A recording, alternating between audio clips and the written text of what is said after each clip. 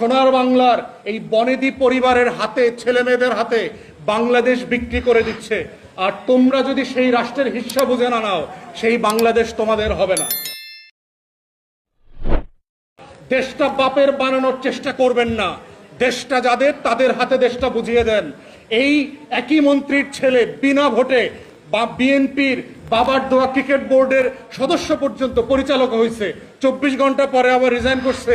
সে বুঝতে পারছে এত কাজ দায়িত্ব পালন করে বাবার ব্যবসা দেখা যাবে না।